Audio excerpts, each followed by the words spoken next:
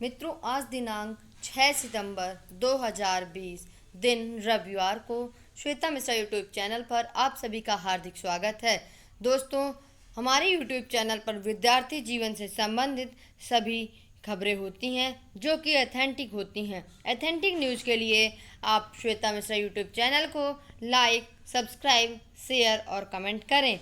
ये authentic news विद्यार्थी जीवन के लिए अति महत्वपूर्ण एवं हितकारी होती हैं। तो दोस्तों, आज की न्यूज़ कुछ इस प्रकार से हैं। पहली बात, आप लोग को दिख रहा होगा, मैं भी बेरोजगार हूँ, श्वेता मिश्रा लिखा हुआ है यहाँ पर। मैं भी बेरोजगार हूँ, श्वेता मिश्रा। तो दोस्तों, आप लोगों ने कल देखा, ताली और थाली बजा करके बेरोजगारी की मुहिम चला करके सरकार को जगाया गया। रेलवे की डेट भी आ गई है एग्ज़ाम की, एसएससी की रिजल्ट की डेट आ गई है। अभी चालू रखना है, इतनी जल्दी ये मुहिम शांत नहीं करना है। अभी बहुत सारे एग्ज़ाम हैं जिनकी डेट चाहिए, जिनके एग्ज़ाम की डेट चाहिए, जिनके इंटरव्यू की डेट चाहिए, जिनके ज्वाइनिंग चाहिए। सबसे पहले हमें ये चाहिए, नोटिफिकेशन से लेकर के ज्वाइनिंग तक की प्रक्रिया पूरी एक साल में हो, जैसे लोकसभा के चुनाव होते हैं। उनके सारे कार्यक्रम पूरी तरह से पहले ही निश्चित होते हैं। हमें किसी प्रकार का कोई एक्सक्यूज़ नहीं चाहिए, किसी प्रकार का कोई ड्रामा नहीं चाहिए, किसी प्रकार की कोई चीट नहीं चाहिए। बस हमें ईमानदारी से सारे कामों को करना है और करवाना है। इसके बाद दोस्तों, आज पहली खबर है, शिक्षक दिवस पर सम्मानित हुए गुरुजन। शिक्षक दिवस पर सम्मानित हुए गुरुजन। घर बैठे बच्चों ने माता पिता का प्रथम शिक्षक के रूप में पूजन किया। स्कूलों में ऑनलाइन कार्यक्रम से जुड़े छात्र छात्राएं। शिक्षण संस्थाओं में शनिवार को बच्चों की अनुपस्थिति में शिक्षक दिवस समारोह का आयोजन किया गया। इस मौके पर विद्यालयों में शिक्षा के क्षेत्र में सराहनीय योगदान के लिए शिक्षकों का सम्मान किया गया। कोरोना के चलते विद्यालय नहीं आ रहे बच्चों ने घर में माता पिता का प्रथम शिक्षक मानकर उनका पूजन किया। रानी रेवती सरस्वती विद्या निकेतन में सांसद केसरी देवी पटेल, विधायक हर्षवर्धन वाजपेयी ने शिक्षकों का सम्मान किया। इस मौके पर अतिथियों का स्वागत प्रधानाचार्य बांके बिहारी पांडे ने किया। तो दोस्तों, ये है शिक्षक दिवस पर सम्मानित किए गए गुरुजन। तो ऑनलाइन तरीके से, ऑफलाइन तरीके से, हर तरीके से शिक्षक दिवस पर शिक्षक सम्मानित किए गए। और प्रथम शिक्षक के रूप में घर बैठे बच्चों ने माता पिता का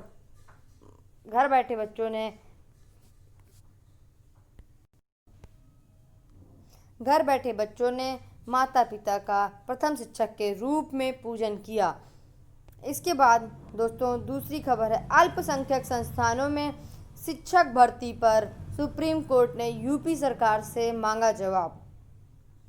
उत्तर प्रदेश के सहायता प्राप्त अल्पसंख्यक संस्थानों में शिक्षकों की नियुक्ति से संबंधित कानून में बदलाव की चुनौती देने वाली याचिका पर सुप्रीम कोर्ट ने राज्य सरकार से जवाब मांगा है। जस्टिस अशोक भूषण की पीठ ने यूपी सरकार को नोटिस जारी कर 8 हफ्ते में जवाब देने को कहा है। कोर्ट बुलंदशहर के नेशनल इंटर कॉलेज प्रबंधन की ओर से दाखिल याचिका पर सुनवाई कर रहा है। यूपी सरकार के फैसले को सही ठहराने के इलाहाबाद हाई कोर्ट के फैसले को चुनौती दी गई है। हालांकि पीठ ने हाई कोर्ट के 22 अप्रैल को पारित फैसले पर अंतरिम रोक लगाने से इनकार किया है। याचिका में कहा गया है कि राज्य सरकार आदेश संविधान के अनुच्छेद 30 के तहत मिले अल्पसंख्यक संस्थानों के प्रबंधन के अधिकार में हस्तक्षेप है, इसलिए निरस्त करना चाहिए। तो दोस्तों, हाई कोर्ट के फैसले को दी है शीर्ष अदालत में चुनौती। हाई कोर्ट का फैसला था, इलाहाबाद हाई कोर्ट का फैसला था, जिसको दोबारा अदालत में चुनौती दी गई है और इस चुनौती में सरकार से जवाब मांगा गया है।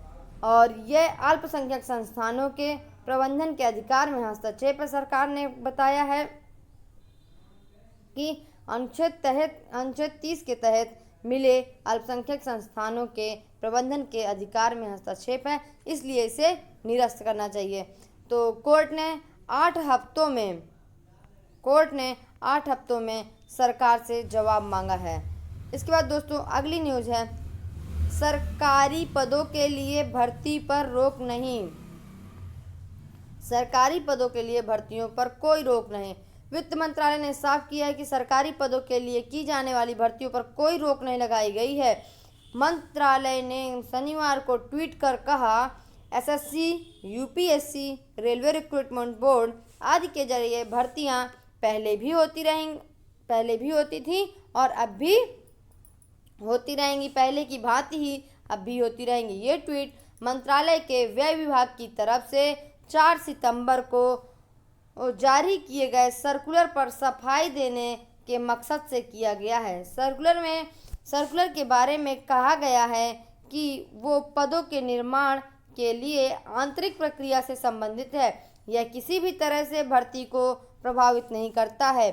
कोरोना के चलते सरकार ने शुक्रवार को सभी मंत्रालयों और विभागों से गैर जरूरी खर्च घटाने को कहा था। ये भी कहा गया परामर्शकों की नियुक्ति की समीक्षा हो।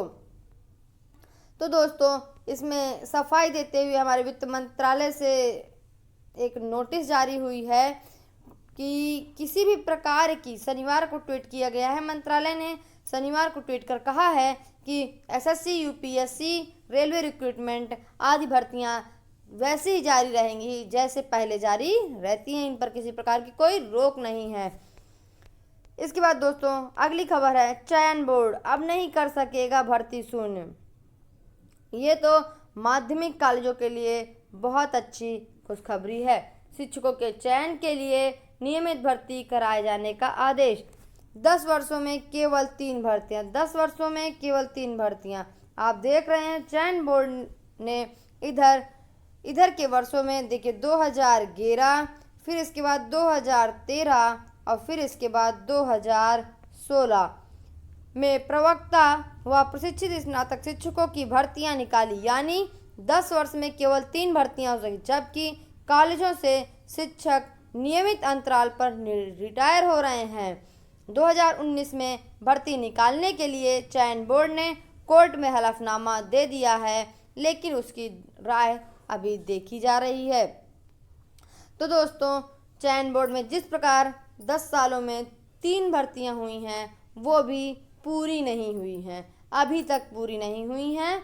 और इसके बाद अब कहते हैं कि भर्तियां नियमित कराए जाने का आदेश।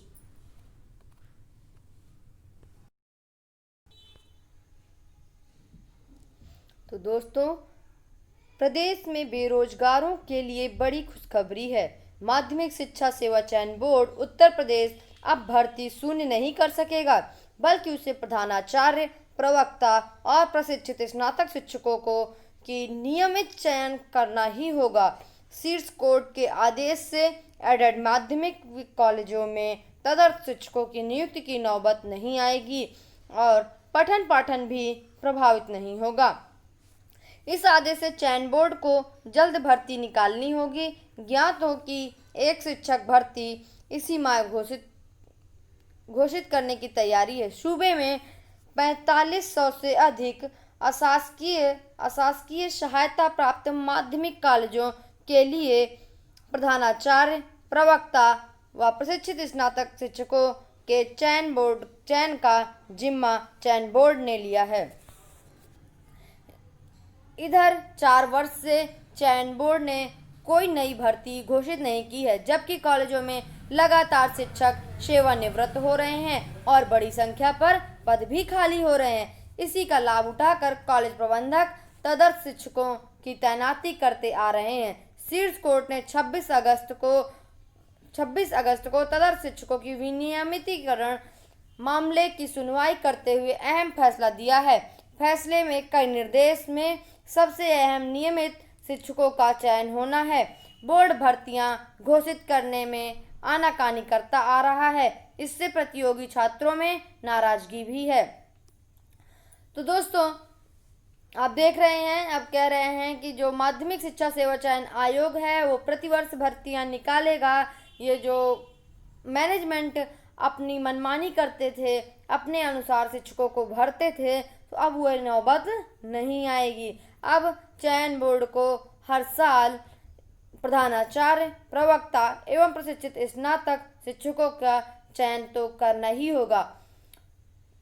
इसके बाद दोस्तों अगली खबर लगी हुई है, किसान का बेटा बना टॉपर बीएड प्रवेश परीक्षा। मैंने आपको कल बताया था कि बीएड प्रवेश परीक्षा का रिजल्ट आना है। उसमें लखनऊ के ओम भुवन ने को 7वीं रैंक।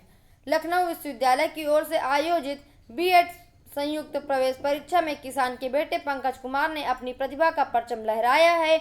सीतापुर के पंकज के पिता श्याम सुंदर किसान व मां सरोजनी देवी गृहिणी हैं। वहीं लखनऊ के ओम भुवन राय ने परीक्षा में 7वां स्थान हासिल करके राजधानी टॉप किया है। झांसी की मनीषा मिश्रा बालिका वर्ग की टॉपर रहे। टॉपर पंकज ने अपनी पढ़ाई लखनऊ विश्वविद्यालय से ही की है। 2015 में उन्होंने यहीं से बीए की परीक्षा प्रथम श्रेणी में पास की थी। तो दोस्तों पंकज कुमार हैं जिन्होंने 7वां स्थान प्राप्त किया है बीएड प्रवेश परीक्षा में। ये देखिए टॉप 10 में दो बेटियां हैं। पहला देखिए पंकज कुमार जिनकी 299 अंक हैं, सीतापुर जिले से हैं। इसके बाद अजय कुमार 295 अंक, अमर सिंह 295 अंक, मनीषा मिश्रा 293 अंक, सुयश दीक्षित 291, प्रशांत यादव 291, ओम भुवन राय 291, मोहम्मद आजम खान 288, नेहा अग्रवाल 288 और राम अवतार 288। ये हैं टॉप 10 जिनकी रैंक 1 से लेकर के 10 तक है और अंक इनके ये हैं।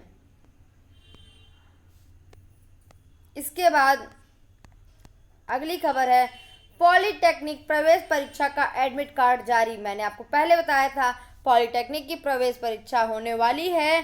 परीक्षा का आयोजन 12 से 15 सितंबर तक होना है। आप jeecup.nic.in पर जाकर अपना प्रवेश पत्र डाउनलोड कर सकते हैं।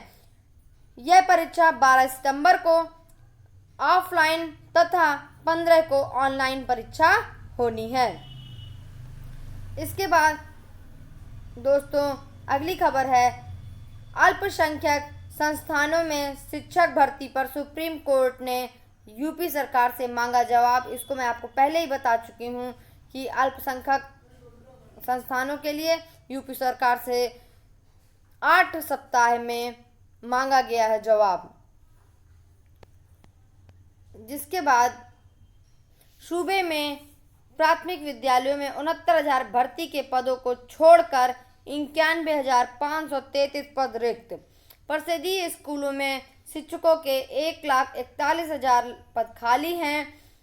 प्रदेश भर में बेसिक शिक्षा परिषद के 1,58,914 प्राथमिक और उच्च प्राथमिक स्कूलों में सहायता अध्यापकों और प्रधानाध्यापकों के 1,41,000 पद खाली हैं। परिषदीय शिक्षकों के अंतर जनपदीय तबादले के आंकड़ों से पता चलता है कि ये 69,000 सहायक अध्यापक भर्ती को छोड़कर हैं। यदि इनमें 69,000 पद रिक्त पद भी जोड़े जाएं तो खाली पदों की संख्या 2,10,000 से अधिक हो जाएगी। निःशुल्क एवं अनिवार्य बाल शिक्षा का अधिकार अधिनियम 2009 के अनुसार यूपी के 1,13,289 परिषदीय प्राथमिक विद्यालयों में सहायक अध्यापक व प्रधानाध्यापक के 1,60,533 पद और उच्च प्राथमिक स्कूलों में सहायक अध्यापक प्रधानाध्यापकों के कुल अनुमान्य पद 50,088 पद खाली हैं। तो ये है कुल मिलाकर 69,000 पदों को छोड़कर 1,41,000 पद खाली हैं, जिनमें से 69,000 पद अगर जोड़ दिए जाएं तो 2,10,000 पद खाली हो जाएंगे। परिषदीय स्कूलों में 1,13,289 पद खाली हैं। इसके बाद प्रधानाध्यापक के 1,60,533 पद खाली हैं और प्रधानाध्यापकों के कुल अनुमानित पदों में 50,088 खाली हैं। तो ये परिषदीय स्कूलों में शिक्षकों के इतने पद खाली हैं। उच्च प्राथमिक स्कूलों में सीधी भर्ती पर रोक लग गई है। प्रदेश सरकार ने परिषदीय 45,625 उच्च प्राथमिक स्कूलों में सहायक अध्यापकों की सीधी भर्ती पर रोक लगा दी है। 2013 में विज्ञान व गणित के 29,334 सहायक अध्यापकों की सीधी भर्ती हुई थी, जिसके सभी पद भरने का मामला अभी तक सर्वोच्च न्यायालय में विचाराधीन है। उसके बाद सरकार ने सीधी भर्ती पर रोक लगाते हुए पदोन्नति से भरने का निर्णय लिया था। इसलिए इसमें सहायक अध्यापकों के 48,205 पदों पर भर्ती के कोई आसार नहीं है। प्रधानाध्यापकों के 1,883 पद खाली हैं। दोस्तों, पद तो बहुत सारे खाली हैं, लेकिन भर्तियां एक भी नहीं हो रही हैं। जिन भर्तियों के एग्ज़ाम भी हो चुके हैं, उन भर्तियों को भी नहीं किया जा रहा है। जैसे आपके पास उदाहरण है, देख लीजिए 69,000 शिक्षक भर्ती और LT ग्रेड, TGT, PGT और बहुत सारे हैं। देख लीजिए शिक्षकों के में तो बहुत सारे पद हैं जो खाली हैं, लेकिन वहाँ भर्तियाँ किसी भी प्रकार की नहीं हो रही हैं। इसके बाद अगली खबर, जो रोजगार के लिए थाली बजाकर बुलंद की आवाज़, ये आप लोग भी जानते हैं। रोज नौकरी नहीं मिले तो मिले 10,000 रुपये बेरोजगारी भत्ता। छात्रों की मांग है, यदि नौकरी नहीं मिलनी है तो हमें 10,000 रुपये बेरोजगारी भत्ता दे दे। युवाओं ने SSC CGL 2018, SSC CGL 2019, SSC CGL 2019 और SSC MTS 2019, railway NTPC 2019, railway group D 2019, bank, UPSC, माध्यमिक शिक्षा सेवा चयन बोर्ड आदि प्रतियोगी परीक्षाओं में संबंधित प्रक्रिया अविलंब पूरी करने की मांग की। छात्रों ने कहा ये जितनी भी प्रक्रियाएं, जितने भी एग्ज़ाम ये लंबित हैं, उनको जल्दी ही पूरा करें। तो ताली बजाओ थाली बजाओ में सभी बेरोजगार इसका हिस्सा बने और सरकार तक अपनी आवाज़ पहुंचाए। अब 9 सितंबर को रात 9 बजे 9 मिनट के लिए अपने घरों की लाइट बुझाकर सरकार का विरोध कर बेरोजगारी की आवाज़ को कम करने के लिए यह मुहिम चलाई जा रही है कि बेरोजगारी हटाओ और रोजगार लाओ का नारा लगाते हुए इस मुहिम को आगे बढ़ाना है। सभी लोग इस मुहिम में शामिल जरूर हों। इसके बाद रेलवे के 1,40,000 पदों पर 15 दिसंबर से परीक्षा। तो ये तो कल ही मैंने आपको बता दिया था। रेलवे भर्ती बोर्ड के चेयरमैन आए थे, उन्होंने बताया कि 2,42,00,000 युवाओं के आवेदन मिले थे। 3 वर्गों के तहत रिक्त पदों के लिए 15 दिसंबर से कंप्यूटर आधारित परीक्षा होगी। इसका विस्तृत कार्यक्रम जल्द ही घोषित कर दिया जाएगा। उन्होंने कहा 1,40,06,40 भर्ती पदों पर भर्ती के लिए आवेदन मांगे गए थे। उन्होंने कहा था कि 1,40,640 पदों के लिए आवेदन मांगे गए थे। भर्ती कोविड से पहले घोषित की गई थी। आवेदनों की जांच पूरी कर ली गई थी, लेकिन कोरोना के चलते परीक्षा पूरी नहीं हो सकी। उन्होंने कहा अब JEE नीट की परीक्षाओं का आयोजन का संभव हो चुका है, तो इसी के अनुभव के आधार पर ही रेलवे ने भी प्रक्रिया चालू करने का निर्णय लिया है। उन्होंने कहा परीक्षा के लिए मानक संचालन प्रक्रिया तय की जा रही है। तो रेलवे का एग्ज़ाम 15 दिसंबर से संभावित तिथि आई है। तो आप लोग भी जिसको भी एग्ज़ाम देना हो वो तैयार हो जाए। इसके बाद कोई खबर नहीं है। Thank you. अगर आपको मेरा वीडियो अच्छा लगा हो तो लाइक करिए, सब्सक्राइब करिए और शेयर करिए।